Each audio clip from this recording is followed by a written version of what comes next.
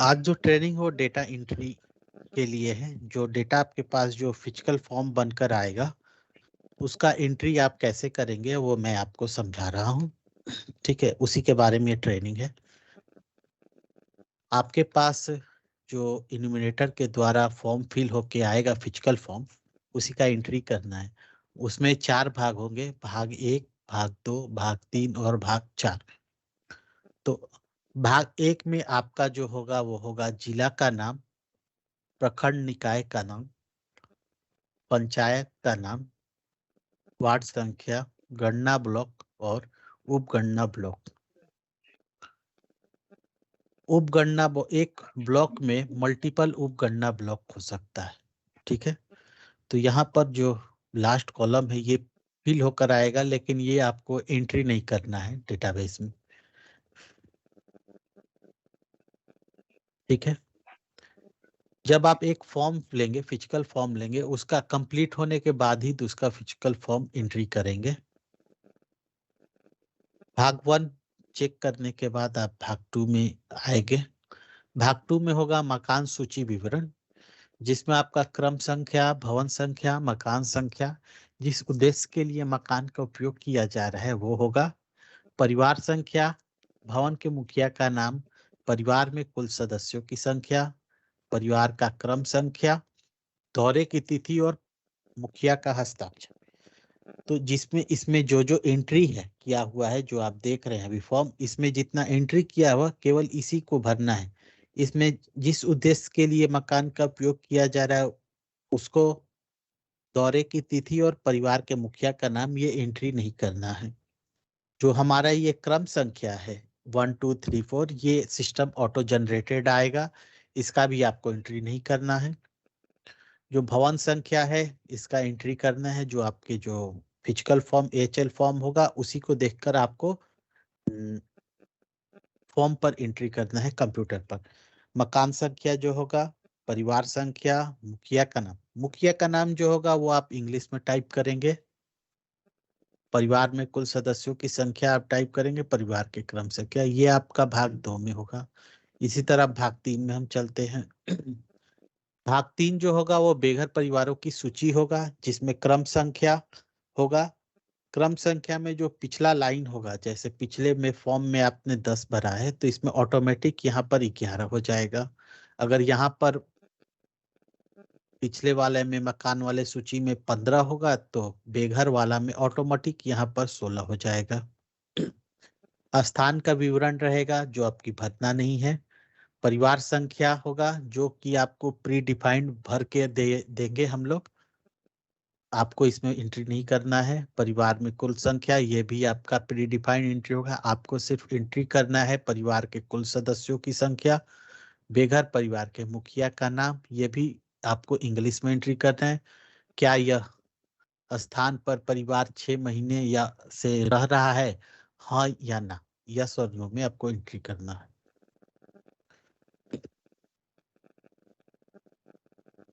मैं आपको अब पोर्टल पे दिखा रहा हूँ।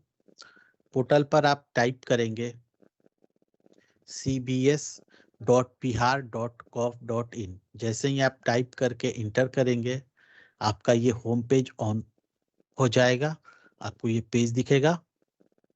इस पेज में आपको कंसल्ट के लिए मैं आपको बता दूं कि पेज में बैक बटन, रीलोड बटन और रिफ्रेश बटन ब्लॉक है, वो आप यूज ना करें। उससे क्या होगा कि पेज आपका एरर दे देगा। जैसे अभी हम आपको दिखाने के लिए अभी दिखा दे, अगर राइट क्लिक करके आप रिफ्रेश करते हैं तो page not found, page error देगा, not found, your request URL server is not. Then आपको ये रीलोड बटन, बैक बटन और रिफ्रेश बटन यूज नहीं करना है। और यहाँ पर आपके कॉन्टेक्टस है, कॉन्टेक्टस में ये आपका टोल फ्री नंबर है। आपको जो भी डाउट्स हो या क्लियरिफिकेशन हो, कुछ भी आपको प्रॉब्लम होता है, आप टोल फ्री नंबर पर डायरेक्ट कंसल्ट कर सकते हैं। कंसल्ट करने के बाद आप उनसे सवाल पूछ सकते हैं जो भी आपको क्लियरिफिकेशन चाहिए। ठीक है, आज ये टोल फ्री नंबर, क्योंकि आज वहाँ बंद है तो आज टोल फ्री नंबर ये काम नहीं करेगा। कोई है नहीं, इसलिए ये कल से आप लोग के लिए एक्टिवेट कर दिया गया है। ये कल से आप लोग इस पर कॉल कर सकते हैं और इस पे जो भी आपका जो भी प्रॉब्लम है, इशू है या कुछ जानकारी चाहिए, वो आप इस पर कॉल करके पता कर सकते हैं या पूछ सकते हैं। फिर उसके बाद हम चलते हैं नेक्स्ट सेक्शन में। तो हमारा लॉगिन है, जिस पर में फॉर्म ओपन होगा। लॉगिन बटन पर क्लिक करेंगे। लॉगिन बटन पर क्लिक करेंगे तो मोबाइल नंबर, पासवर्ड ये मांगेगा। मोबाइल नंबर जो आपने जो अपने कंसर्न आईटी में ऑफिसर्स को जो आपने मोबाइल नंबर दिया है, वही मोबाइल नंबर आपका यूजर आईडी होगा। और पासवर्ड जो आपका फर्दर जब एंट्री होने के पहले पासवर्ड आप लोगों के मोबाइल पर शेयर कर दिया जाएगा। डेमो के लिए आप लोग अपने आईटी मैनेजर से आप लोग कंसल्ट करके डेमो के लिए आप लोग अपने यूजर आईडी पासवर्ड उनसे ले सकते हैं। फिर इसमें एक फॉरगेट पासवर्ड है, जो कि आप पासवर्ड अगर भूल जाएं या पासवर्ड आपका गलत हो तो इसमें आप अपना मोबाइल नंबर इंटर करेंगे। मोबाइल नंबर इंटर करने के बाद कंटिन्यू बटन पर क्लिक करने के बाद आपको एक ओटीपी आपके मोबाइल पर भेजा जाएगा, जो आप मोबाइल नंबर यहाँ देंगे। ये मोबाइल नंबर हम सर्वर से वेरीफाई करेंगे कि ये हमारे सर्वर पर मोबाइल नंबर है या नहीं। अगर हमारे सर्वर पर ये मोबाइल नंबर होगा तभी आपको ओटीपी जाएगा, नहीं तो नहीं जाएगा। फिर वो ओटीपी जाने के बाद आप उसमें ओटीपी फिट कीजिएगा। ओटीपी फिट करने के बाद उसमें आप पासवर्ड रिट्रीव या रीसेट कर सकते हैं। मैं एक टेम्पोररी, मेरे पास पुराना डीओ का लॉगिन है, वो मैं इंटर कर रहा हूँ। यहाँ पर आपका जो कंसल्ट मोबाइल नंबर है वो यूजर नेम होगा और पासवर्ड आपके जो ओटीपी मेल पर मोबाइल पर शेयर होगा वो आप पासवर्ड डालेंगे। फिर लॉगिन बटन पर क्लिक करेंगे। लॉगिन बटन पर जैसे ही क्लिक कीजिएगा आपको आपका नाम आ जाएगा, वेलकम, आपका नेम, यूजर नेम जो होंगे। और यहाँ पर आपका रोल आ जाएगा डीओ लॉगिन। यहाँ पर लॉगआउट बटन है। फर्दर इसमें मेनू में जाकर आप अपना प्रोफाइल वगैरह भी चेक कर सकते हैं। ये आपका डेस्क स्क्रीन होगा, डैशबोर्ड होगा। इस पे आपको total number of house hold आएगा, टोटल नंबर ऑफ पॉपुलेशन आएगा, अभी आपने कितना एंट्री किया है। आप फर्स्ट टाइम यूजर एंट्री करेंगे तो यहाँ total number of house hold यहाँ 0 होगा और टोटल नंबर ऑफ पॉपुलेशन 0 होगा। इसमें 3 सेक्शन होगा। ओके, फर्स्ट होगा जाति आधारित गणना एएचएल डाटा एंट्री, फिर होगा add house hold survey data, फिर थर्ड होगा हाउस होल्ड सर्वे लिस्ट, जो आपने जो जो किया है उसका प्रोसेस होगा इसमें। तो फर्स्ट हम आप कैसे एंट्री करेंगे वो एंट्री आपको दिखा दे रहे हैं हम। तो add house hold survey data पर क्लिक करेंगे तो ये पेज आपका ओपन हो जाएगा। ये खंड भाग 1 ओपन हो जाएगा। भाग 1 में आपका जिला का नाम होगा और प्रखंड का नाम होगा। ये आपके यूजर आईडी से बाइंड रहेगा, इसको आप चेंज नहीं कर पाइएगा। फिर आप यहाँ पर पंचायत सेलेक्ट करिएगा, फिर आप यहाँ पर वार्ड सेलेक्ट करिएगा, फिर अपना ईबी ब्लॉक सेलेक्ट कीजिएगा, फिर अपना सब ईबी ब्लॉक से। ये जो पार्ट होगा ये आपका जो ये पार्ट होगा जो आपके एचएल फॉर्म होगा, फिजिकल फॉर्म जो आपके पास होगा, उसे देखकर आप उसको फिट करेंगे। इसमें सिर्फ इतना पार्ट होगा जिसमें हमारा जिला का नाम और प्रखंड निकाय का नाम ऑलरेडी फिट होगा। आपको पंचायत का नाम, वार्ड संख्या, गणना ब्लॉक और उपगणना ब्लॉक फिजिकल फॉर्म से देखकर भरना होगा। ये फिल करने के बाद आप कंटिन्यू बटन पर क्लिक करेंगे। कंटिन्यू बटन पर क्लिक करने के बाद ये आपका आ जाएगा। फर्स्ट टाइम आप एंट्री करेंगे तो ये ब्लैंक रहेगा क्योंकि इसमें ऑलरेडी मैंने कुछ एंट्री किए हुए है, इसलिए वो एंट्री फुल होकर आ रहा है। मैं आपको लास्ट में एंट्री करके दिखाऊंगा। जैसे ही जो आपका ये मकान की सूची का विवरण जो आपका ये होगा एंट्री, वो आप सेम टू सेम जो फिजिकल फॉर्म में होगा वही आप इसमें फिट करेंगे। ये जो आपका क्रम संख्या होगा ये ऑटो फिल होके आ जाएगा। आपको यहाँ पर भरना है, जो आपको फिजिकल फॉर्म में होगा वही यहाँ पर टाइप करना है।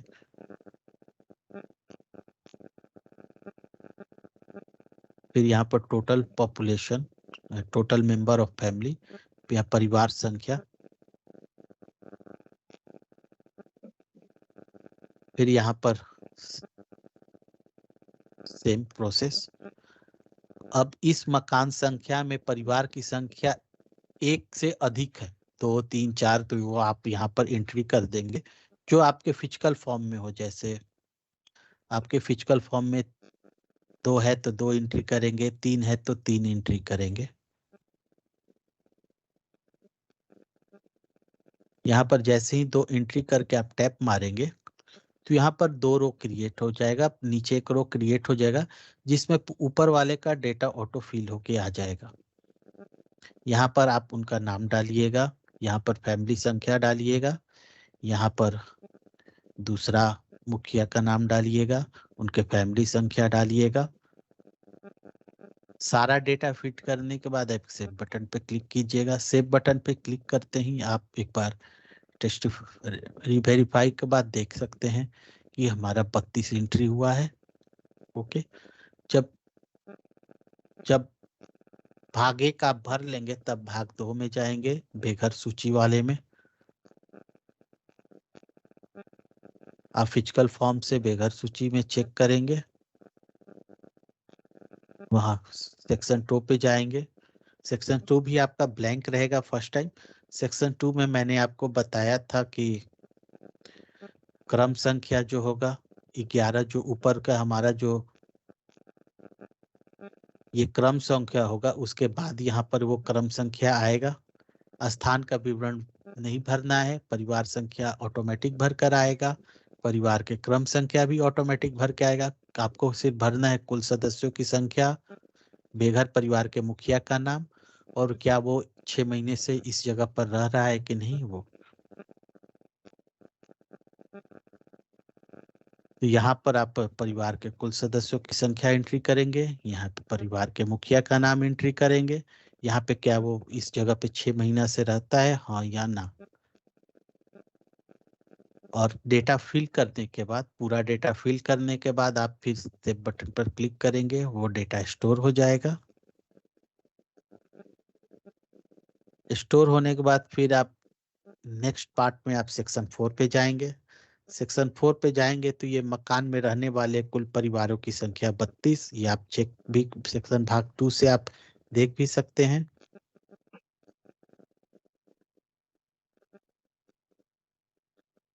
कि मैंने 32 फैमिली का एंट्री किया है, 32 है।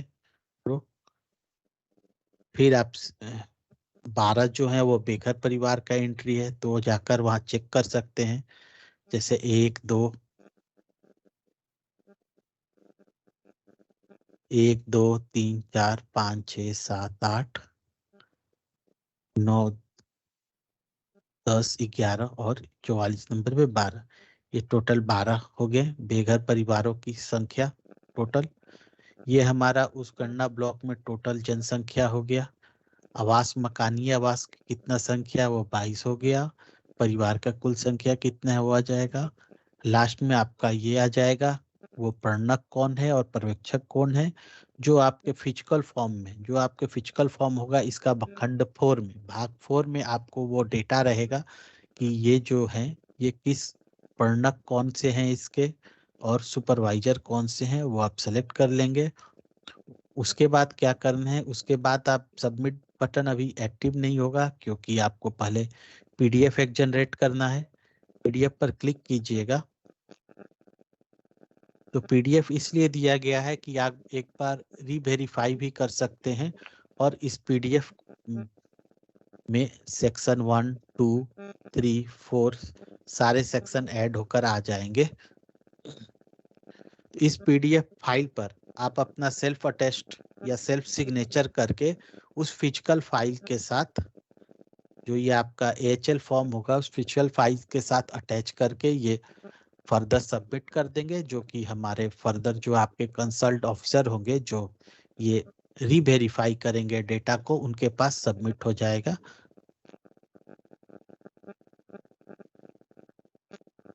इसको स्कैन नहीं करना है, स्कैन करके अपलोड नहीं कहीं करना है, क्योंकि ये प्रिंट होगा। प्रिंट होने के बाद आपका सेल्फ साइन होगा कि मैंने ये साइन कर दीजिएगा आप, और वो PHL फॉर्म के साथ अटैच कर दीजिएगा। फिर जैसे ही वो PDF बनेगा, आपका ये सेल्फ डिक्लेरेशन वाला स्वतः यहाँ पर चेकबॉक्स एक्टिवेट हो जाएगा। आप चेकबॉक्स को क्लिक कर लीजिएगा और ये सबमिट बटन आपका एक्टिवेट हो जाएगा। फिर ये सबमिट बटन पर क्लिक कीजिएगा तो लास्ट में एक वेरिफिकेशन आएगा, कंफर्मेशन आएगा, क्या आप फाइनल सबमिट करना चाह रहे हैं इस डेटा को, हाँ, सबमिट और रिजेक्ट, कैंसिल। तो आप अगर जब सबमिट कर देंगे तो ये आपके फर्दर कंसल्ट ऑफिसर के पास चला जाएगा। अगर आप कैंसिल करेंगे तो ये आपके ड्राफ्ट मोड में सेव रहेगा। तो मैं सबमिट कर देता हूँ। सबमिट करने के बाद ये हमारा सक्सेसफुल मैसेज आ जाएगा कि आपका जो डेटा है वो सक्सेसफुली आपके फर्दर कंसल्ट ऑफिसर को भेज दिया गया है। फिर दूसरा है, उसके बाद आपका आ जाएगा हाउस होल्ड सर्वे, जो कि हमारा ये वाला पार्ट है, हाउस होल्ड सर्वे। यहाँ पर आप चेक कर सकते हैं, यहाँ पर देख सकते हैं स्टेटस सबमिट जो है, सबमिट बटन पे यहाँ पर सबमिट जो होगा, जो आपने जो रिकॉर्ड सबमिट किया है उसका डिटेल आ जाएगा सबमिट पर, कि आपने अपने पास से सबमिट कर दिया है, लेकिन आपके जो फर्दर कंसल्ट ऑफिसर हैं उन्होंने अभी इस पर कोई प्रोसेस नहीं किया है। वो है अप्रूव, मतलब हो गया कि आपने जो फाइल सबमिट किया था उसमें कोई त्रुटि या गलती नहीं है, वो उनके फर्दर ऑफिसर को सबमिट कर दिया गया है। ड्राफ्ट मीन्स हो गया कि वो फाइल अभी आपके पास है सेव मोड में, उसको आप एडिट भी कर सकते हैं, उसमें कहीं त्रुटि हो या उसमें कुछ एंट्री छूटा हो तो वो एंट्री आप कर सकते हैं। रिजेक्ट मीन्स हो गया कि वो फाइल आपने अपने चार्ज ऑफिसर को सबमिट किया, चार्ज ऑफिसर जो कंसर्न ऑफिसर होंगे वो उसमें चेक करेंगे कि क्या ये जो डेटा सबमिट किया गया है इसमें कोई त्रुटि या गलती तो नहीं है ना। अगर गलती नहीं है तो अप्रूव करके फर्दर आगे प्रोसेस कर देंगे। अगर उसमें कुछ गलती पाया जाएगा तो रिजेक्ट करके वो आपको फिर से वापस कर देंगे। वापस आ जाएगा तो आपके पास ये फॉर्म खुल जाएगा जिसमें आप फिर से उसमें एंट्री या जो जहां गलत हुआ है उसको सही कर लेंगे। जो मैंने अभी सबमिट किया है वो मैं फॉर्म आपको दिखा देता हूँ। वो आप यहाँ से देख सकते हैं, व्यू डिटेल सबमिट हुआ है। व्यू डिटेल पर क्लिक करेंगे तो आपका सेक्शन 1 आ जाएगा। सेक्शन 1 में जो जो आपने फिल किया था वो डेटा आ जाएगा। भोजपुर आरा नगर निगम पंचायत नहीं है, होता है वार्ड संख्या, गणना ब्लॉक संख्या और उपगणना ब्लॉक संख्या। सेक्शन 2 में आ जाएगा कि आपने क्या क्या एंट्री किया है, वो सारा सेक्शन 2 में फिल होके आ जाएगा आपके पास। फिर सेक्शन 3 का पार्ट आ जाएगा कि आपने क्या क्या एंट्री किया है, वो सारा आ जाएगा। फिर सेक्शन 4 आ जाएगा कि आपने क्या क्या एंट्री किया है, कितने परिवारों की संख्या है, कितने बेघर संख्या है, और ये सेक्शन 1 का वो सब में रहेगा देखने के लिए। तो ये हुआ एंट्री करने का, डेटा एंट्री ऑपरेटर का। और एक बार फिर से मैं समझा दे रहा हूँ, इसमें जो आपके पास है वो क्रम संख्या जो है बेघर वाले शुरू से बता देता हूँ, सॉरी।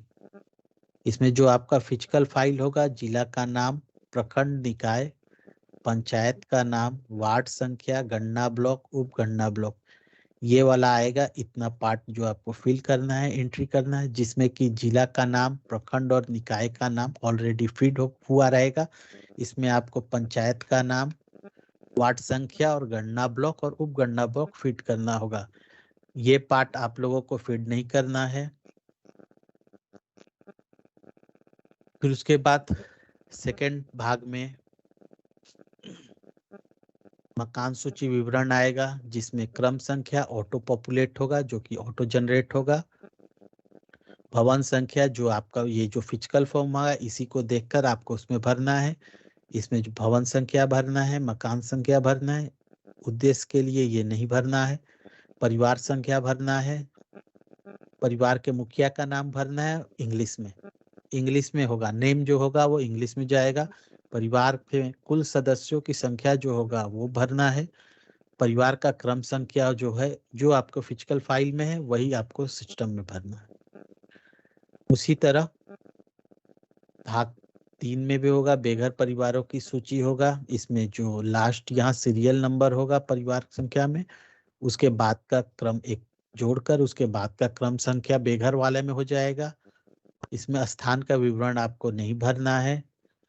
परिवार संख्या, परिवार का क्रम संख्या, परिवार में कुल सदस्यों की संख्या, बेघर परिवार मुखिया का नाम, ये जो मुखिया का नाम है आपको इंग्लिश में भरना है। क्या वो 6 महीने से यहाँ रहता है, हाँ यस और नो में आपको भरना है, क्लिक करना है। तो इसमें जो खंड 3 में बेघर परिवार की सूची है, उसमें क्रम संख्या जो है वो आपका ऑटो फिल होके आएगा, कंप्यूटर जनरेटेड होगा। परिवार संख्या जो होगा ये भी कंप्यूटर जनरेट होगा, ये आपको फिल नहीं करना है। परिवार का क्रम संख्या जो होगा ये भी कंप्यूटर जनरेट होगा, ये भी फिल नहीं करना है। परिवार में कुल सदस्यों की संख्या ये आपको फिट करना है, ये HL फॉर्म देखकर। उसी तरह बेघर परिवार के मुखिया का नाम आपको फिट करना होगा इंग्लिश में। नाम जो जाएगा वो इंग्लिश में जाएगा। जो परिवार 6 महीने से रहता है, हाँ या ना, यस और नो आपको फिट करना है।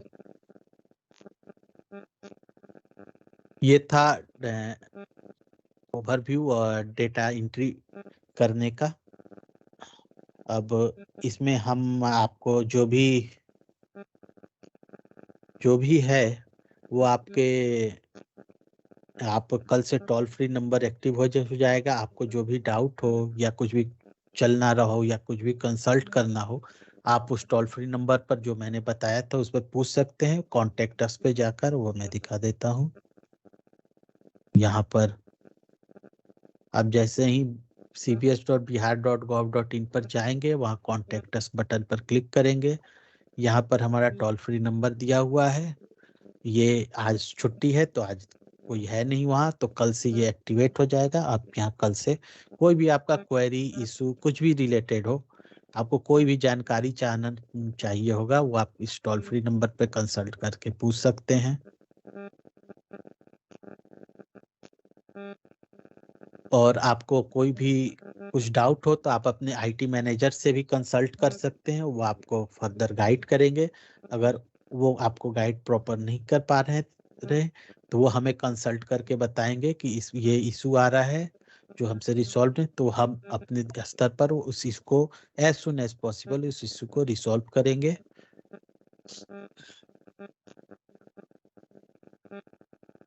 कुछ डाउट है तो आप पूछ सकते हैं अभी।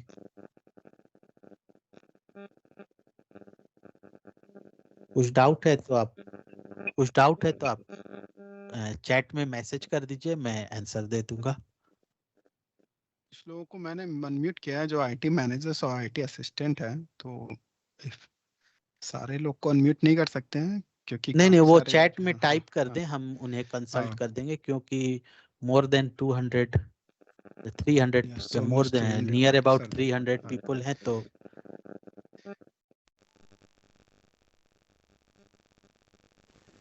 एक समस्या था। हाँ, आवाज आ रही है? हाँ बताइए। डेटा एंट्री ऑपरेटर का लॉगिन जो करना है वो कैसे हो पाया, क्योंकि जैसे अभी तो बंद है, SMS जा नहीं रहा है। तो अभी SMS अभी नहीं जा, हाँ अभी आपको डेमो के लिए दिया गया ना प्रशांत जी, तो सेम चीज है उन लोग के लिए भी। आप यूजर क्रिएट कर सकते हो और SMS नहीं जाएगा, तो अभी जस्ट लाइक टेस्टिंग के लिए आप रख सकते हो। और यूजर तो क्रिएट कर दिए, जैसे कि इंपोर्ट कर दिए और कुछ डेटा एंट्री ऑपरेटर का यूजर क्रिएट कर दिए, ठीक है, लेकिन वो लोग लॉगिन कैसे करेंगे? हाँ बता रहे हैं, वो जो अभी आप डेमो के क्रिएट कर दिए ना, तो जो पासवर्ड अभी है बाय डिफॉल्ट हमने पासवर्ड ट्राइजन में T कैपिटल कर दिया है, Trigen@123 जो आपको मैंने दिया है वो आप वही है, ठीक है, Trigen@123 अभी डेमो के लिए। जब फर्दर जो लाइव एंट्री स्टार्ट होगा तो सबको OTP जाएगा, उनका अपना पासवर्ड खुद उनके मोबाइल पर जाएगा, वो पासवर्ड कोई और नहीं देख पाएगा, वो पासवर्ड इनक्रिप्टेड रहेगा, वो केवल वही देख पाएंगे जिनके मोबाइल रहेगा, वो उनके मोबाइल पर SMS जाएगा OTP। अच्छा, लॉगिन आईडी वही होगा जो इनका मोबाइल नंबर है, और हाँ लॉगिन आईडी जो ट्राइजन। हाँ अभी के लिए Trigen@123 आपको शेयर किया गया होगा। हाँ शेयर किया पासवर्ड। गया है, हाँ पासवर्ड पासवर्ड। शेयर किया गया है, तो हाँ वो वही डेमो आपको के लिए कंसल्ट वही में। पासवर्ड रहेगा। हाँ हाँ वही और पासवर्ड है अभी डेमो के लिए, और सबके लिए एक है। और मोबाइल नंबर हो जाएगा उनका मोबाइल आईडी। नंबर जो आप क्रिएट करके उनको देंगे वो मोबाइल नंबर हो जाएगा ओके ठीक, थैंक यू। अभी डेमो के लिए। लेकिन जब फाइनल, जब डेटा फ्लश होने के बाद, डेटा सही होने के बाद, जब लाइव एंट्री चालू होगा, तो उसके पहले सबके मोबाइल पर उनका पासवर्ड और यूजर आईडी चला जाएगा, जो वो आपसे साथ कंसल्ट किए होंगे कि ये मेरा मोबाइल नंबर है, उसी मोबाइल नंबर पर। ठीक, थैंक यू।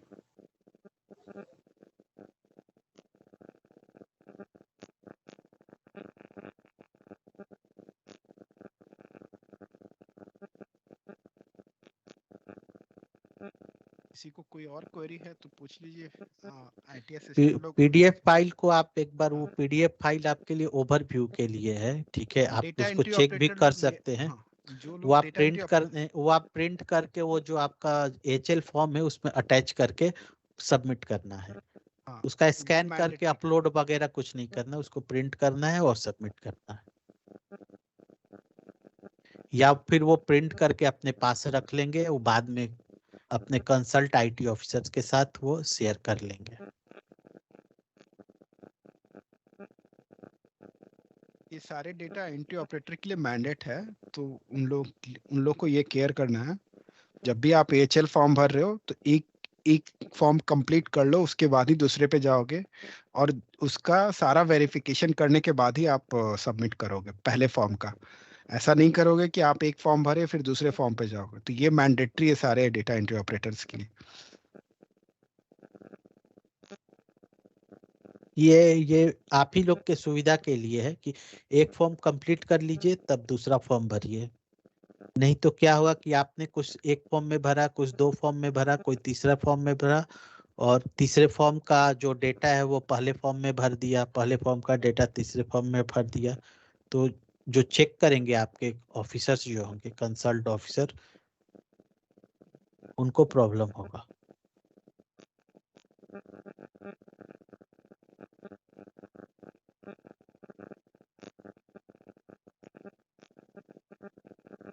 काम करेंगे तो पैसा भी मिलेगा सर।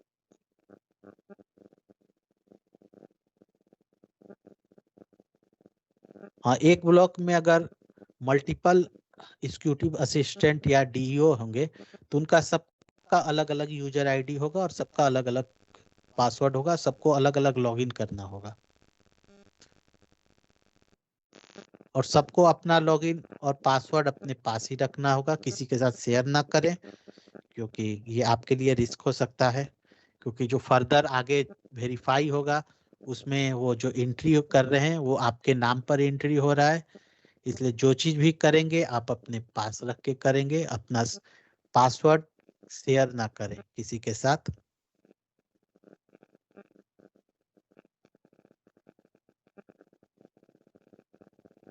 ये अब लाइव एंट्री हो जाएगा, उस समय अपना पासवर्ड आप किसी के साथ शेयर ना करें। सर डेटा एंट्री हेतु कोई भी राशि है वो जीएडी अप्रूव करेगा, वो हमारे कंसल्ट में नहीं आता है, ठीक है।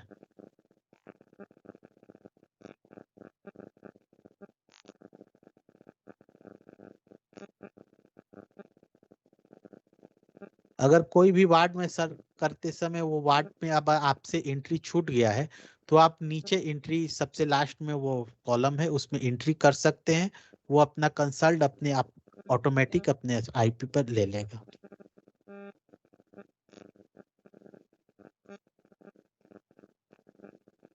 लेकिन फॉर्म में जो एंट्री है उसके अनुसार ही भरेंगे आप लोग। ऐसा नहीं करेंगे कि कभी मतलब कुछ भी नंबर जो नंबरिंग दिया हुआ उसी अनुसार भरेंगे।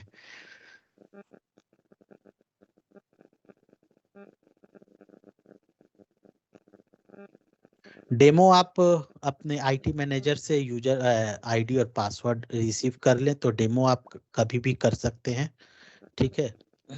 और लाइव जो एंट्री होगा वो आपको जब यूजर आईडी पासवर्ड दिया जाएगा उसके एक दिन बाद से लाइव एंट्री स्टार्ट होगा।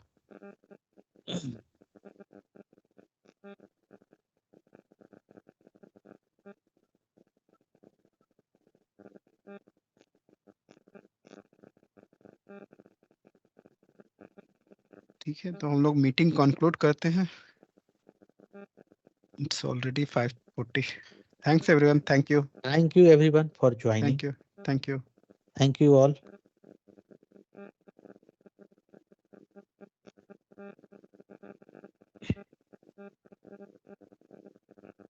Thank you everyone. We can leave now. Our next meeting is scheduled on 5:45. Okay. Thanks all.